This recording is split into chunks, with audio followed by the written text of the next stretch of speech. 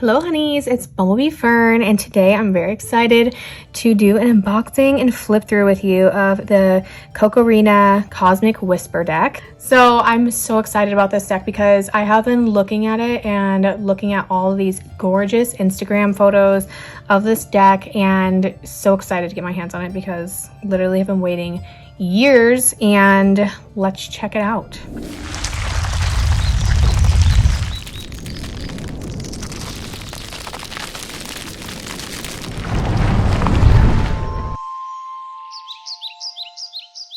So first I wanted to kind of give you an overview of the box it came in. This is the most beautiful production value I have seen on a deck so far.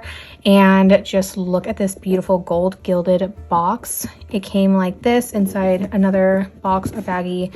Has such pretty illustrations. I love her, her style and just the beauty of her products. Look at this. So the life of this box has just begun. Kindly repurpose or recycle. So that's really nice.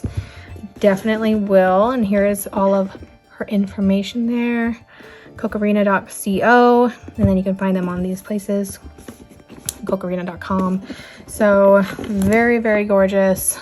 In love with this deck already.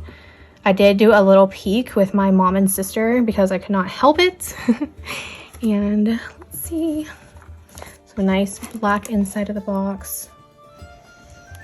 We have this beautiful wrapping tissue paper. Look how beautiful it is. If you buy anything from Botanica and you see this in there, there you go. You know where it came from. And then look at this baggie. I have been watching a couple of YouTube videos on unboxings, and people just love this bag, and it's so easy to see why. Such high quality in this bag. It's like a velvet, like a really nice satiny velvet, and it feels like it is just super thick, super nice quality. The cords even are like this nice rope with metal, gold metal finishes, so cannot complain at all with the quality of the packaging. We have a card, so it's like a little thank you card. Little thank you card from the creator. Thank you for connecting with our rune deck. This has been a passion project for us for quite some time. Dozens of different people were involved in creating this deck, each of them putting a touch of their own craftsmanship and magic. So pretty. So yes, like I said, this is a Cosmic Whisper deck, and look at that gilding on there. Like, it's so high quality. We also have the guidebook, if I can get it out of here. And this is such a nice bag for storing your deck into. So the Cosmic Whisper guidebook, we will look at this a little bit at the end. We'll do like a reading, and then we will look at it and see how it reads for us. But it has all of the different table of contents, history of runes, so cool, mythology, all the ayats, rune casting and divination, rituals, some spreads, and then it gets into the runes. So very excited. And this, I feel like this is like the perfect way to bridge if you're really into tarot and wanting to get into runes. This is a really cool deck to get because you can really start learning the runes, and these will actually act a lot as like flashcards in a way, just the way they're set up. So let's pull them out of their beautiful bag. Look at this. So gold gilded. Let me take the plastic off. So I've been really loving gold gilded decks, and just like the simplicity of the black and gold together is just so powerful. And something I thought was also really cool about this deck is how thick the cards are. So these are pretty much almost like little boards with how thick they are. You can see it's almost like a coaster type thickness, and very sturdy, very nice, heavy duty. They feel really good. And you can tell, like, with however many runes there are in the Elder Futhark, which I believe it's 21 or 22 if you count the blank. Sorry if I'm off on that. But it's a very nice deck. It's not just super thin to make you feel like you're holding like a tiny little oracle, but very awesome. So here we have Fehu. It's Freya's ayat. So I love how they have the ayat here. They have a keyword, so wealth, they have the name, and then the rune itself. So like I said, perfect for if you're learning the runes and would like to kind of remember a word that works with each rune. We have Uruz, the wild ox, again Freya's Ayet. So looking at them from this angle, you can kind of see like they look really high quality. There is a little bit of where you can see it's not like damage or anything, but you can just see where the gilding was done. It's almost like, I don't really know how to explain it, but I'm really curious how these are going to hold up. I'm really easy on my decks too, so I'm not too worried.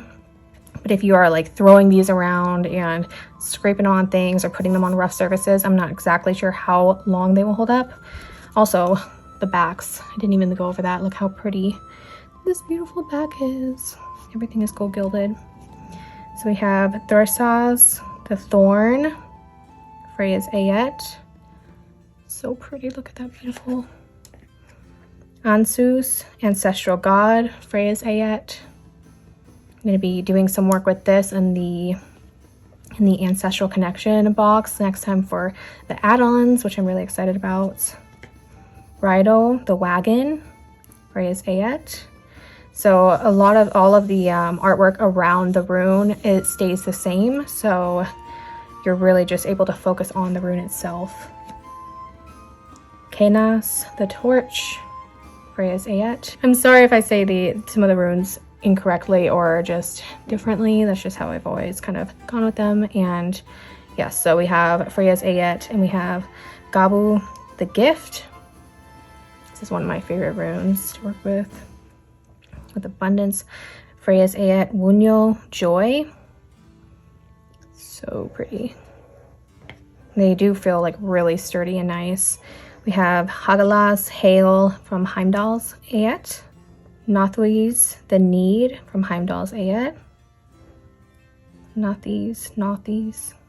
I believe this is actually, like, I've always studied this from a different term or a different name. So I know this is a little bit, maybe one of like less popular ways to pronounce this rune, but very cool. Isa, the ice from Heimdall's Ayet. Yara, the harvest, Heimdall's Ayet. Ahwaz, the yew tree from Heimdall's Ayet. Ahwaz. Erthro, fate, Heimdall's Ayet. Algi's, protection, another one of my favorites, Heimdall's Ayet. Sooooooo, the sun, from Heimdall's Ayet. Tiwaz, Tear of the Sky God, or Tear of the Sky God, and Tear's Ayet. So cool. Burkano, birch goddess from Tear's Ayet. Awaz, two horses, Tear's Ayet. Manas, mankind, by Tear's Ayet. Lagos, water, Tear's Ayet. Ingus, the seed, Tear's Ayet. Dagas, the day, Tear's Ayet. And finally, Othala, homeland, in Tear's Ayet. So very, very pretty. Love this deck already. I'm really excited to eventually get her other deck, which is the goddess deck that she has. It is also black and gold. And then I believe she also has like a black and white version of it, but very divine feminine based, and it is so pretty. I love the mermaids in it and different things. So you may be seeing a pairing video of that in the future. I will also be doing my other favorite pairing video with this and my other deck, which is going to be the Marigold Tarot. So you will see that soon. And I'm very, very excited. So let me know what you thought down below. And let's do a little reading. So I'm actually going to throw the cards back into the bag, and then we will kind of shuffle them around a little bit. Actually, let's see how they shuffle like this. Overhand shuffle.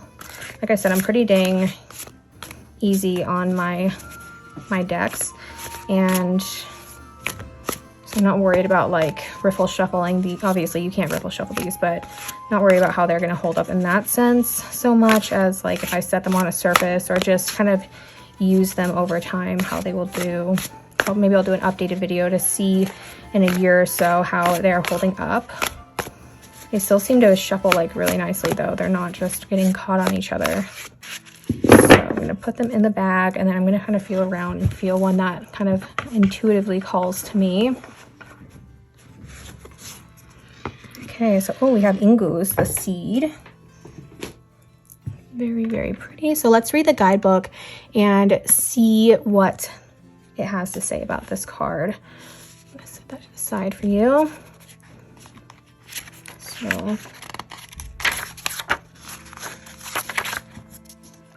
So let's see.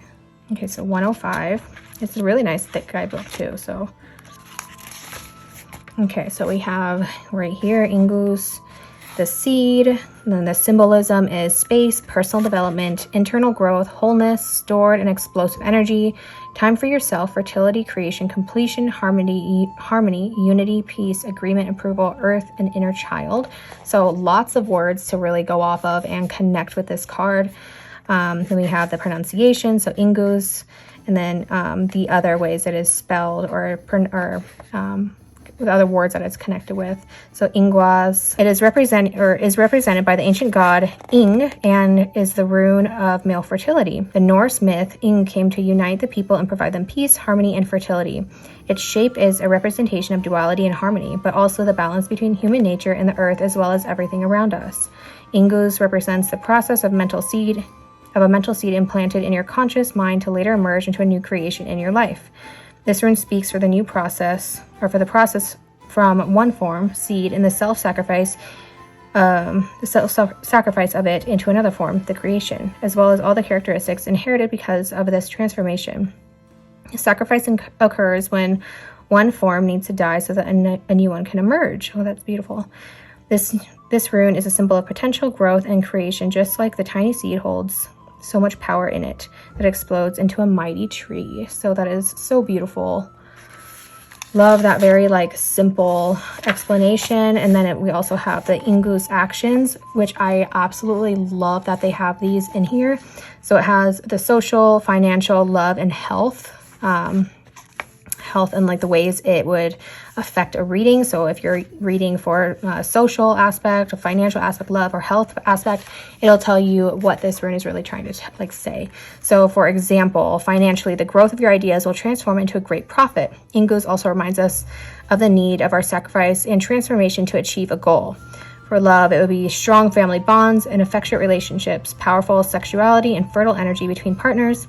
Ingus reminds us that we are the ones strengthening our bonds. So I love how they put all of those in there, because there are so many aspects and kind of facets to the runes, to tarot, to any kind of divination in terms of what topic you are reading for. So this is really, really helpful.